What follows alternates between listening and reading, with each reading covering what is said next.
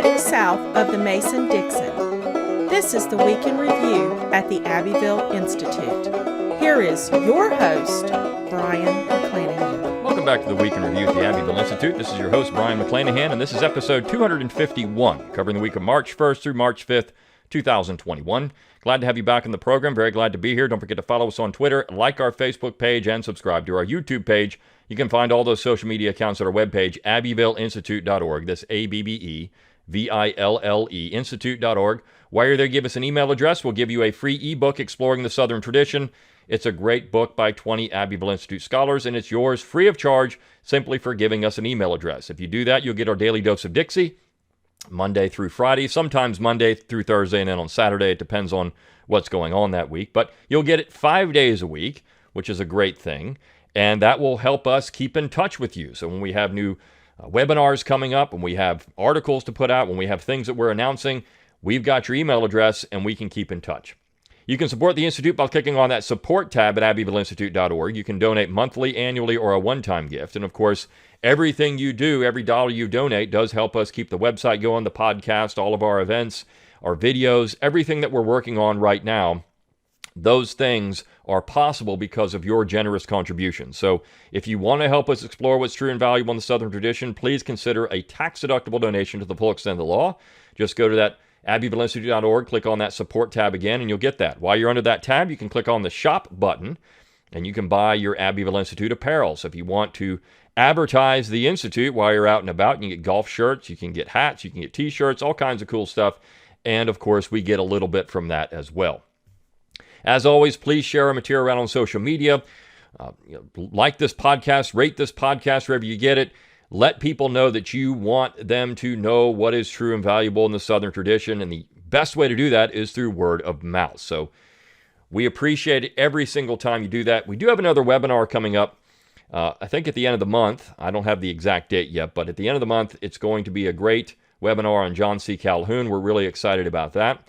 Also, if you miss any of these webinars, if you go to abbevilleacademy.org, you can purchase these webinars after the fact. So if you want to get them, you missed them, we only have 100 slots in each one, but if you missed it, just go to abbevilleacademy.org. You can purchase the webinar, and it's a great way, again, to support the Institute, get the webinar after the fact. You can watch it just like you were there, you just can't interact.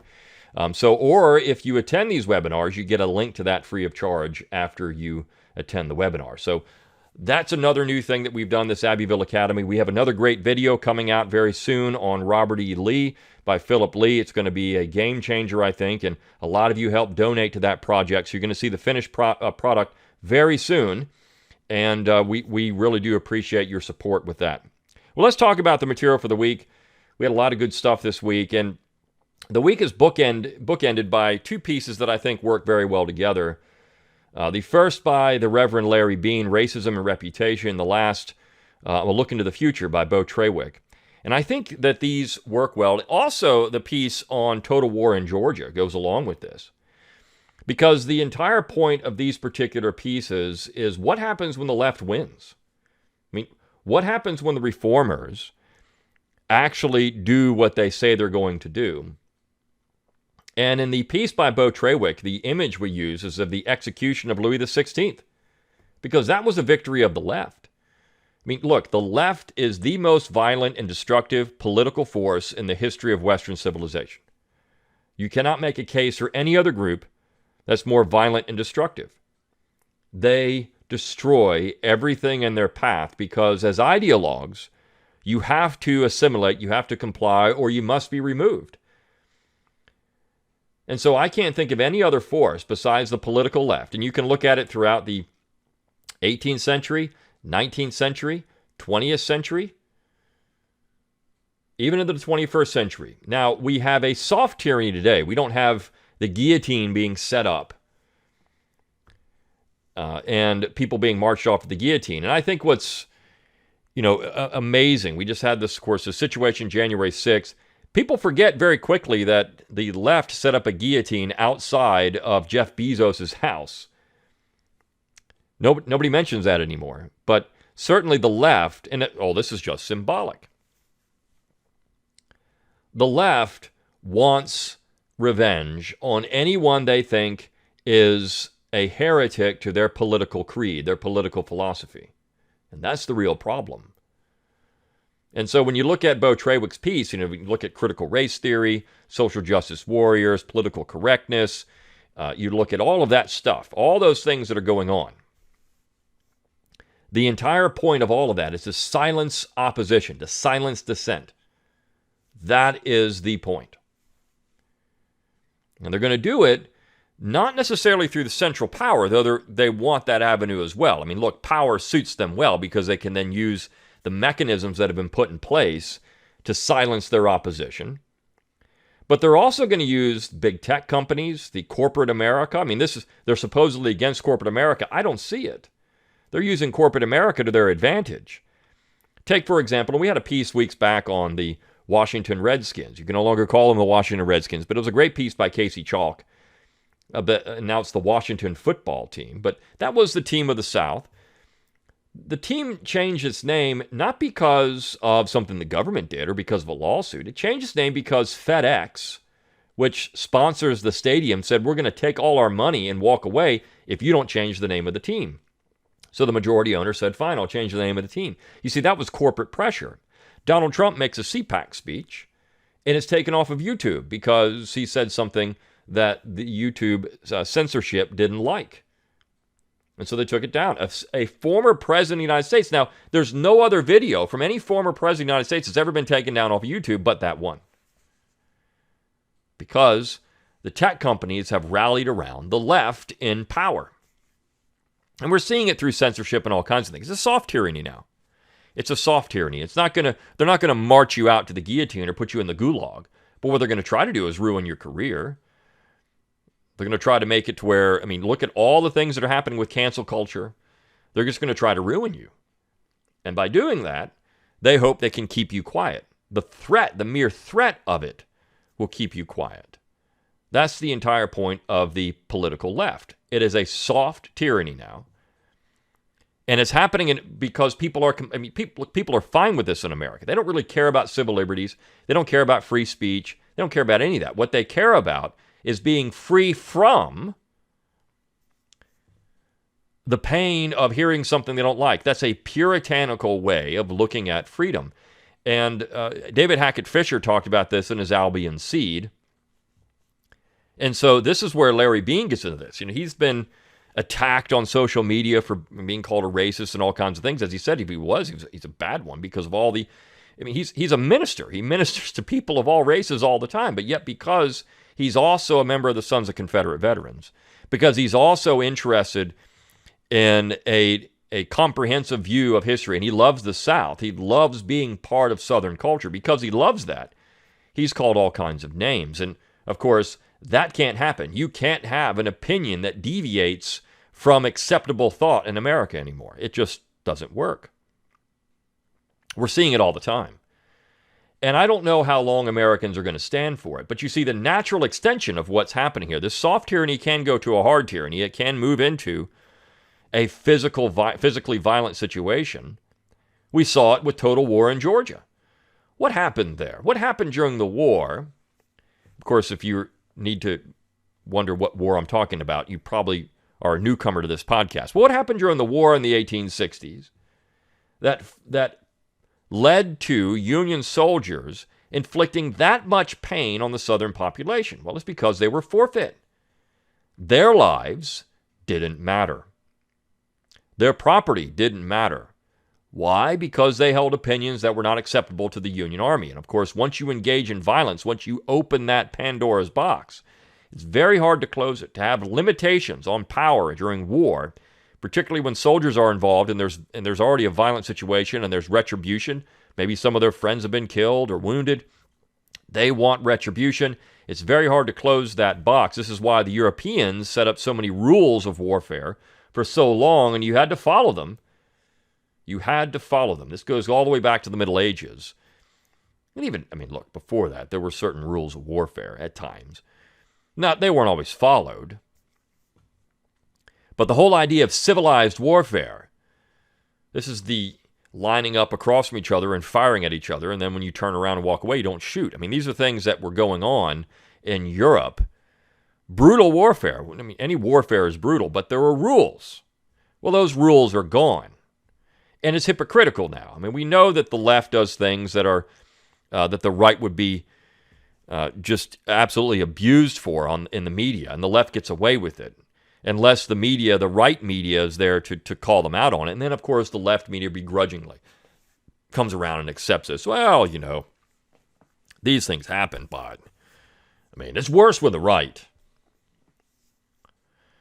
That's the real problem in America. And we have incompatible things.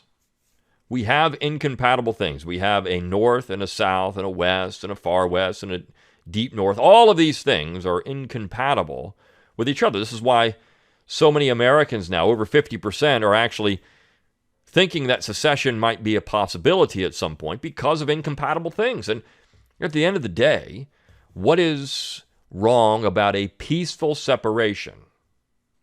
Well, because if you're on the left, you can't force people to do what you want them to do. This is all the vitriol that's being leveled against southern states that are opening up.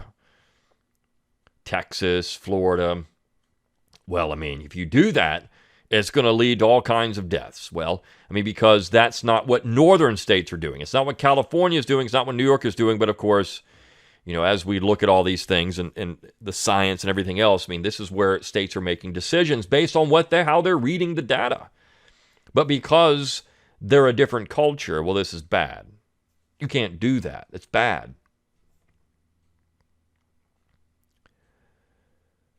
So when you look at the Southern tradition and you look at, take the Lee example, and of course that's going on now. Lee is under attack at Washington and Lee. There's a talk about removing his name from the school. That's cancel culture. But what's happening there, and this is what Trawick and Bean are talking about, you have people that are saying this needs to happen. And supposedly they're speaking truth to power. Well, really, they're just swimming with the current. Anyone that's doing what we're doing here at the Institute, this podcast, our website, you supporting what we do, that's actually trying to hold back the dam of cancel culture with some mud and sticks and hoping to stick your finger in there and it's going to stop it. I mean, we're the ones facing the insurmountable odds, not the other side. They're going with the current. This is what everybody wants. So when I think that Bean's piece and Trawick's piece do a nice job of explaining, Trawick's piece will look into the future. What is ahead of us? What are we going to be facing if we let this stuff continue down this path? And I think that's something that Americans who are historically ignorant need to be made aware of. The good people in the middle are just like, yeah, I understand. We've had some bad things in history. Maybe we should do some things to try to make up for that. Why? The people living now did not suffer from those things. So why? And of course, the idea of cancel culture and critical race theory and all these other things. People still are suffering because of that. But there are plenty of examples to show that's not the case. So why are we even talking about it? Well, because history's become a weapon. History's become a weapon to be wielded by the left and then used to bang the other side over the head until they submit. Because well-meaning, good-intentioned people don't want to be called all kinds of bad names, and they just will do stuff, go along to get along. And again, the natural result of all of this is total war in Georgia. It is the forced capitulation of the other side. That is the look into the future. And what would be lost in that? I mean, this is the question that we always try to ask and then present the answer. What would be lost if Robert E. Lee is canceled? What would be lost if Southern culture, traditional Southern culture, is canceled? The Southern tradition is canceled. What is lost when those things are gone? Well, in our opinion at the Institute, almost the entire fabric of American history. That is what's lost. When you cancel the South, you cancel America. And you have to replace it with something else. Now, it's not to say that there wasn't, centralization, these kind of things. But look, I don't think even Alexander Hamilton would be interested in canceling the South. He tolerated it. So did Northerners. Look, you look back at the ratifying Convention of Massachusetts, they talked about how they weren't necessarily comfortable, or in Connecticut, they weren't necessarily comfortable being in this union with slave owners. There was some discussion of that. But the response from that, from the more conservative and moderate men, was, well, look, this is the price of union. We want to be in the union, and over time, perhaps they'll come around and they'll drop this insistence on slavery. But you know what? We benefit from this union too, and so we're not going to force them to be like us, and they're not going to force us to be like them, and we'll all just get along. There was an acceptance. And so that's gone. That was a reconciliationist message. There was reconciliation after the war, at least after Reconstruction, the supposed end of Reconstruction in 1877. There was some element there up through World War II for about the next, well, you could say maybe 70 years, where there really was an attempt to try to bind up the nation's wounds. And this is what Lincoln said in his second inaugural. What are we going to do? We're going to bind up the nation's wounds. With malice toward none, with charity for all. I mean, this is what he said. But that's not what the left or even the neoconservatives want to do anymore. They don't want to bind up the nation's wounds. They don't want to reconcile with the South. They don't want any of that. In fact, their entire agenda is based on a leftist understanding of history. It's dangerous. So our job is to show what would be lost. Well, we'd lose Jefferson. We'd lose Washington. These are two people that we'd lose. We know Washington's being canceled. His statues are being taken down. We know Jefferson's being canceled. We lose that when you lose the Southern tradition. You can't have them. Washington for years was an honorary Yankee, but you can't even have that because, of course, he was a bad guy because he owned slaves. So you have to get rid of him. He has to be canceled. You lose James Madison. You lose the Constitution. You lose the Declaration of Independence. And I know that the left is, and even the neoconservative, well, the Declaration, this is Abraham Lincoln's Declaration. The real Declaration, you lose. You lose that spirit of independence. You lose it. It's gone. You lose the Bill of Rights. You lose that. You lose the American legal constitutional tradition when you eliminate the South. And that's the point, because the Constitution and the Bill of Rights is a hindrance to the leftist agenda. You can't have that anymore. You lose those things. You lose John Marshall even. You lose all those people. Of course, you're going to lose Robert E. Lee, who Dwight Eisenhower in 1960 considered to be one of the greatest Americans who ever lived. Dwight Eisenhower, the great general. The man who led Allied troops to victory in World War II thought Robert E. Lee was one of the greatest Americans who ever lived. Contrast that to the people running around saying Lee is not that great, and look at the stature of these people. It doesn't even equate. There's no equality of these people whatsoever. And this is the sad thing about all of this. So you have cancel culture taking aim at the South. What else would be lost? Well, if the Southern tradition is gone, think of all the cultural things that we love in the South that could go with that. And some of these things are on the chopping block. And hear me out on this. Southern food, right? The foodies. The Southern food movement is very left-wing. It's a weird thing, I know, but it is. And so we've talked about food on this show before, on this podcast. We've talked about it on the website before. But the left loves to interject critical race theory and other things into foodways. And deep down inside, there's this idiotic book written by, I can't remember her name now, but she wrote this book about Confederate Exceptionalism. She's a professor. I can't remember where she's teaching, but she wrote this little book about Confederate Exceptionalism. And she mentions in this book that even Paula Deen, she brings up Paula Deen, right? Paula Deen was excused because of Confederate exceptionalism. So food now, Southern food, has to have some type of critical race theory interjected into it because it can't just be Southern food anymore. But we lose that, right? We lose parts of that culture that makes America what it is. We lose music. We lose the real traditional basis of Southern music. We lose it. I had an artist contact me, a professor of art, saying that he's now not welcome because he's said some nice things about the South, about the antebellum South. Well, the art community doesn't like that. This is what we're facing. We are becoming, the South and the people that support the traditional South and the things that most normal Americans for generations have thought, that's pretty normal. These are normal things.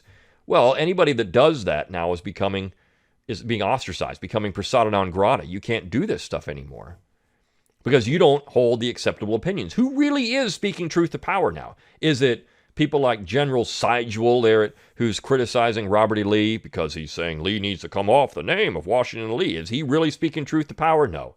He's speaking power to power. The people speaking truth to power are the ones that are saying, you're an idiot, sit down. Because he's got the power behind him. He's on the Today Show. He's on the board now that's going to rename military bases in the United States that the Republicans, by the way, allowed to go through in the Congress. I mean, Republican Party, great for the South, right? So this is what's being lost. But the other things are, now, you can say all that's going to be lost, these political traditions, these people, these heroes. On the other hand, as people start to think about these things and you have a reflection on the South and what it is, you can't erase it all unless you're told that all these traditions are bad. And that's what you're getting in schools, of course, by the way. The idea there is to erase it all. But families can hold on to these things. And that's why we had two really good pieces this week, Power School Wisdom and The Lord Gives. They're literary pieces. The Lord Gives is a great story of dogs, the love of dogs in the South, and how important hunting dogs were and how important dogs were for a Southern family. And as I read this piece, I was reminded of a great little song. Chris Stapleton, who's just a fantastic singer and one of the biggest names in music right now. Of course, he's from Kentucky and then via Tennessee. He's a leftist. I mean, Stapleton's not a, but he wrote this wonderful little piece about a dog named Maggie, and it reminded me of that so much. But it's a story of dogs and how important a dog is to an everyday life in the South, and how that has been for so long an integral part of Southern life. I mean, you think about all the influence of dogs in Southern culture. The image that we use is George Washington with his dogs. This is the sportsman in Washington, the man who hunted and rode horses. I mean, that sportsman attitude, the dogs, that part of it. So would that go away? I mean, would that be erased? Well, you could say, well, that's an American thing. That's not necessarily a Southern thing. Well, I mean, okay. On the other hand, the importance of hunting, the hunting tradition in the South is more than anywhere else in the United States. And so dogs have always been an integral part of that. And I love this piece by Power School Wisdom, this new author that we have. And she wrote this little reflection about childhood lessons.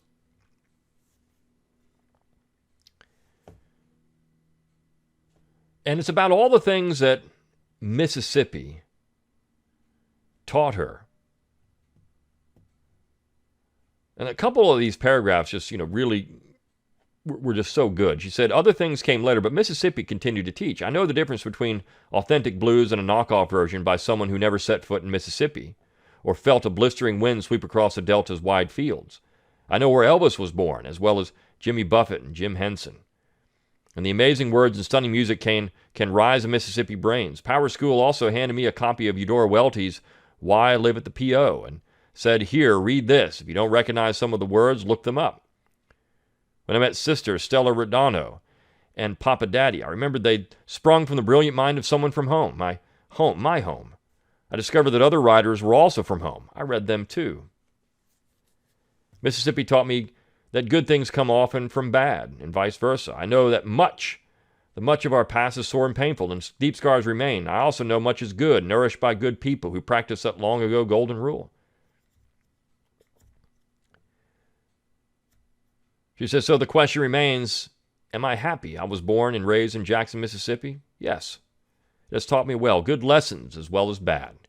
Here's where I found my gift for words, however meager that gift may be. A lot is happening in our tiny state. Repentance and forgiveness are familiar concepts here. There are long-practiced elements of faith binding us together with indestructible bands of steel. It's been going on quietly for years, so quietly that it's often overlooked. But here, nonetheless, our future is yet to be determined, but we're working on it. And then there's a little P.S. She says, P.S. When I first posted this story, I was contacted by a former classmate who criticized me for saying anything positive about Mississippi. Why would you do that? Why would you, a former classmate who said anything positive about Mississippi, why would you chastise for being happy of where they're from? You see, this is the effort. It's actually showing you what's happening. The whole point of attacking the Confederacy or Confederate veterans or the people that admire Robert E. Lee or the fact that great-great-granddaddy fought in the war for the South, the people that are doing that, the whole point of that is to shame them, to not love that you're from the South, Mississippi, Alabama, Florida, Carolinas, Tennessee, Texas. Look at what the things that were said about Texas. Everyone's Texas, all these idiots in Texas, they're all going to die. Or Mississippi, or Florida. What people are saying about that, because these benighted Northerners know much better than people of the South, and yet their death rates are higher than in the South. But it's that condescending stupidity that Northerners have, and that they're trying to impart on the South. This is evil. It's evil to make people hate where they are from, and that's the goal. That's the ultimate goal, to make them hate where they're from and hate who they're from. So she says, I promptly banished him to the netherworld of the perpetually aggrieved. Hope he's having fun because I am. Writing about my home state is a particular delight because we have roots. Hear stories spring up like weeds in a cotton patch and wave from the bed of a rumbling pickup. Some roots are too deep to dig up. We aren't trying to anyway. Some roots are too deep to dig up. You think about our symbol at the Institute and the roots in the ground. Don Livingston designed that on purpose to show the roots, how strong those roots actually are. That is the Southern tradition. The roots, as long as those roots are nourished and strong, we can still weather this storm. It's going to be tough. We have to push back, and we're trying to as much as we can, but that's why they want to cancel the South. That's the objective, the ultimate objective, because if those roots can be exterminated, if you can put poison on them, the tree comes down, the tree dies, and there the tradition is gone, and then you can remake it into any image you want it to be. You can do exactly what they did in the French Revolution. You can do what they did in the Russian Revolution, as Trewick brings up. You can cancel everybody, as they're trying to do to Larry Bean. You can wage war and bulldoze them over like they did in the 1860s in Georgia and Carolinas and Alabama, Tennessee, Mississippi. You can do those things. The reason the roots, that point in the 1860s, nothing went away is because the roots were strong and deep.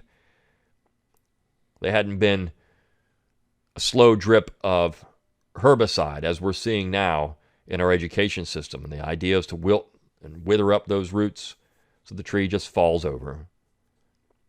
That's why things like this are so problematic to the other side, and why they don't want you to write little stories that are praising Mississippi or praising the love of dogs. They don't want you to do that. They don't want you to want to honor Robert E. Lee. They don't want you to do any of that, because that keeps the tree alive. And that is a real threat to them and their version of American history and what they think America should be or was or is. They can't have that. There's no way they can have that. So we do appreciate all of your support, and as you share our articles around on social media, as you rate this podcast, as you donate if you are so inclined. Again, when we say donate, you can donate as little as $1 a month if you want to, $2, $3 a month. It doesn't matter. You can give us $5. That money will go to produce the things that we're trying to do, and I know people usually give a lot more than that. But if your money's tight for you, we appreciate anything you can send if you just admire what we're doing here. And, we talk about $5 a month. That's a cup of expensive coffee, $5 a month to give for the Southern tradition. We appreciate all of that. Everything you do for us, we appreciate, and we want you to know that. Now, we do have, again, just a couple of things at the end here. We have another webinar coming up at the end of March, and we will have our summer school announcement, so be looking out for that too. And as always, please do whatever you can to let people know that you love the Abbeville Institute. Until next time, good day.